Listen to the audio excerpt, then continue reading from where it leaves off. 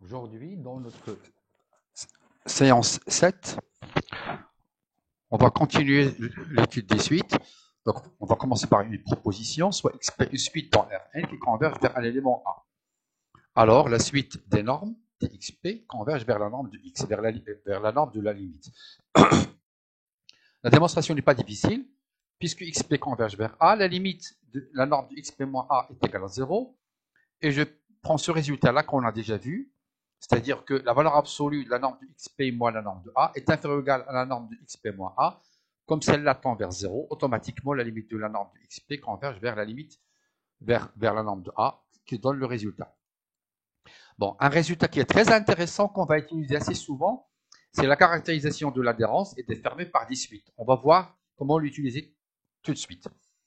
Donc, caractérisation de l'adhérence est déterminée par les suites.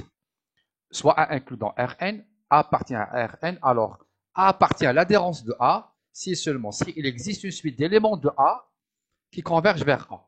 C'est un résultat qui est très intéressant. On va le montrer tout de suite. Donc, l'implication directe, je prends un A qui appartient à A bar. Par définition, A appartient à A bar, ça veut dire quoi? Ça veut dire que quel que soit le voisinage, l'intersection entre le voisinage et A est différente des bits. Donc, quel que soit P, je prends comme voisinage la boule de centre A et de rayon 1 sur P, c'est un voisinage intersecté avec A différent de bits. Puisque l'intersection est différente de bits, donc il y a un élément qui est là et là. Autrement dit, quel que soit P supérieur ou égal à A, il existe XP appartient à A, tel que XP moins la norme A, c'est-à-dire il appartient à un strictement inférieur à 1 sur P, c'est-à-dire il appartient là. Ainsi, vous voyez que la limite en P de la norme de XP moins A est égale à 0, c'est-à-dire que la suite, donc si j'ai un A qui appartient à A bar, il y a une suite d'éléments de A qui convergent vers A. La réciproque. Supposons que j'ai une suite qui converge vers A, il faut montrer que A appartient à A bar. Donc on suppose qu'il existe une suite XP telle que égale à 0. Je prends un epsilon, par définition, il existe un grand N, tel que, quel que soit P supérieur ou égal à N, XP appartient à la boule de centre A de rayon epsilon. Et bien sûr, c'est un élément, donc, c'est un élément, puisque la suite XP est dans A, donc la suite, donc XP est aussi dans A, autrement dit, la boule de centre A de rayon epsilon inter A est différente de B. Donc, A est un élément de l'adhérence. Un exemple d'application, donc je prends R carré, muni de l'une des normes usuelles, et je prends l'ensemble des A égale l'ensemble des Y appartenant à R plus étoile, attention, R plus étoile, quoi R plus étoile, tel que Y est égal à X carré. Alors 0, 0 appartient à A bar. Pourquoi 0, 0 appartient à A bar? Bon, pour le faire, il suffit de construire, donc 0 appartient à A bar, il suffit de trouver une suite d'éléments de A qui convergent vers 0, 0. La suite, il est évidente, je prends 1 sur P et le carré pour 1 sur P, 1 sur P carré pour que ma suite soit dans A. Donc puisque P est strictement supérieur à 1 sur P est strictement supérieur à 0, donc mon élément est dans A. Donc 1 sur P carré moins 0, 0 pour la norme 1, c'est 1 sur P plus 1 sur P carré. Cette quantité tend vers 0, donc la norme converge vers 0. Donc cette suite converge vers 0. C'est une suite d'éléments de A. Par conséquent, 0, 0 appartient à A bar. Attention, il n'est pas dans A. Il n'est pas dans A. Donc en même temps, on peut dire que A n'est pas fermé. A n'est pas fermé. Pourquoi? Parce que j'ai une suite d'éléments de A qui convergent vers un élément qui n'appartient pas à A. Donc A n'est pas fermé. Voilà. Donc je vous laisse comme exercice de montrer que l'adhérence de la boule ouverte, c'est la boule fermée, et que l'intérieur de la boule ouverte, c'est la boule ouverte. Donc je vous laisse le soin de vérifier ces résultats-là. Donc soit A un corollaire, soit A appartient à R inclus dans Rn. Alors A est fermé si et seulement si, pour toute suite XP d'éléments de A, si la suite converge vers X, alors X appartient à A. Voilà. Donc à partir de là, on peut facilement montrer qu'un ensemble est fermé. Ce n'est pas la peine de passer au complémentaire. Rappelez-vous qu'un ensemble est fermé si et seulement si son complémentaire est ouvert. Et pour montrer que son complémentaire est ouvert, quelquefois, on a des difficultés. Donc là, ce résultat-là, il facilite le travail assez souvent. Donc je prends A fermé. Qu'est-ce que ça veut dire A fermé? C'est un résultat qu'on a déjà vu. Donc ça veut dire que A bar est égal à A. A bar égale à A, donc A bar est inclus dans A. Autrement dit, tout élément de A bar est un élément de A. Or, qu'est-ce que c'est que les éléments de A bar? Ce sont les éléments pour lesquels il existe une suite qui converge vers cet élément. Donc si X appartient à A bar, alors il existe une suite qui converge vers A. Donc, si une suite XP quelconque converge vers un élément du X, automatiquement, cet X appartient à A bar. Autrement dit, puisque A bar est inclus dans A, donc il appartient à A, ce qui termine la démonstration. À quoi sert cette démonstration? En général, elle sert pour montrer, soit pour montrer qu'un ensemble est fermé, ou bien pour montrer qu'un ensemble n'est pas fermé. Pour montrer qu'un ensemble n'est pas fermé, qu'est-ce qu'il suffit de faire? Il suffit de voir un élément de X qui n'appartient pas à A, pour lequel on a une suite d'éléments de A qui convergent vers cet élément. Voilà une application. Donc, je prends f égale l'ensemble des x, y appartient à R carré tel que x égale y carré plus moins y plus 1. On va montrer que c'est un fermé. Donc, xp, je prends une suite xp dans f. Donc, xp, il va converger vers xp, il va s'écrire x1p, x2p. Et il va converger vers un élément x qui est égal à x1, x2. Attention, c'est la suite qui est dans f. Pour l'instant, le x1, x2, il est dans R2. Il n'est pas forcément dans f. On va montrer qu'il est dans f. Que veut dire xp converge vers x? Xp converge vers x pour la norme infinie, ça veut dire que x1p converge vers x1, et x2p converge vers x2. C'est-à-dire ceci. Or, comme x1, x2 appartient à f, donc x1p va vérifier l'équation de l'ensemble f. C'est-à-dire que x1p, c'est 2x2p au carré, moins x2p plus 1, quel que soit p.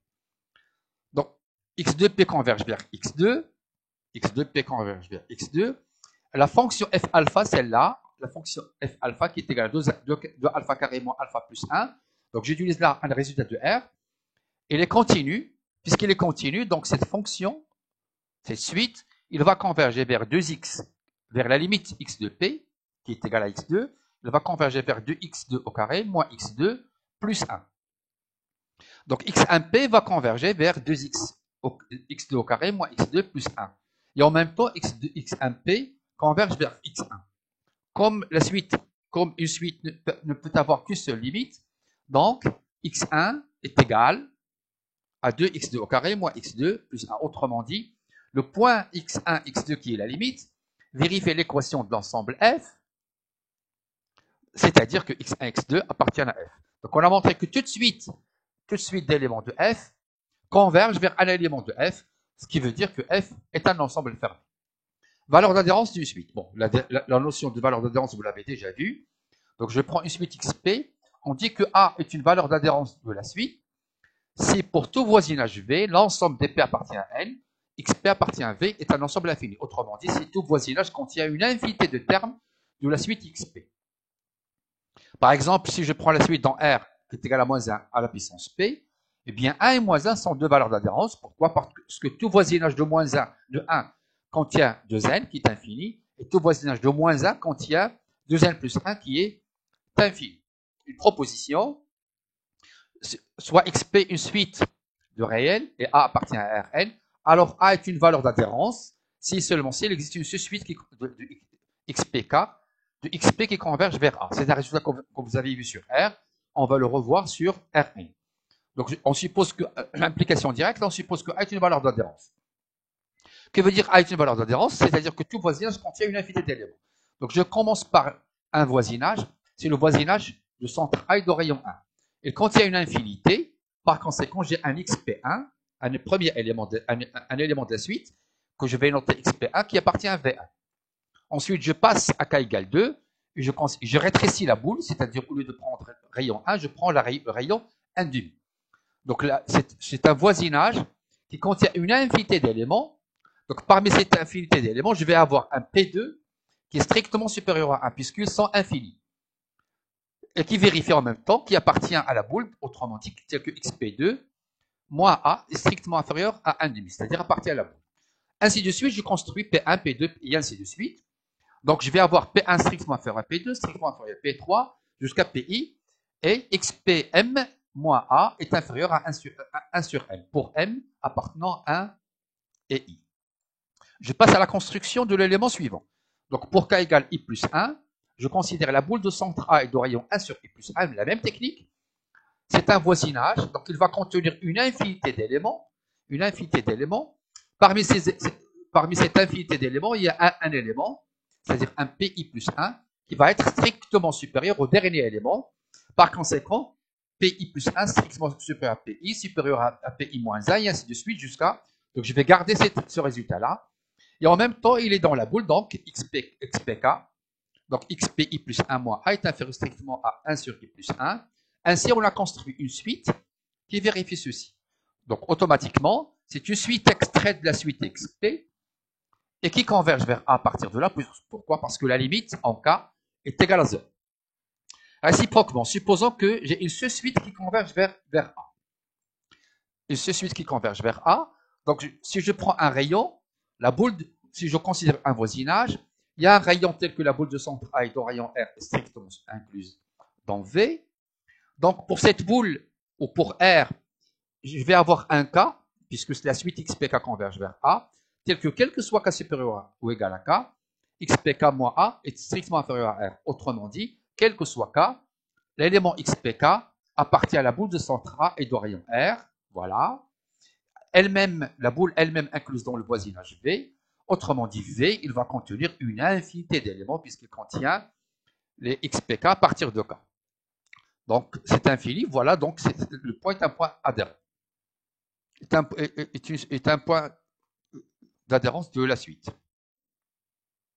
Donc, si XP est un corollaire, si XP est une suite convergente dans R, alors elle admet une valeur d'adhérence qui est sa limite. Donc, si une suite est convergente, bien sûr, il y a une seule valeur d'adhérence qui est sa limite.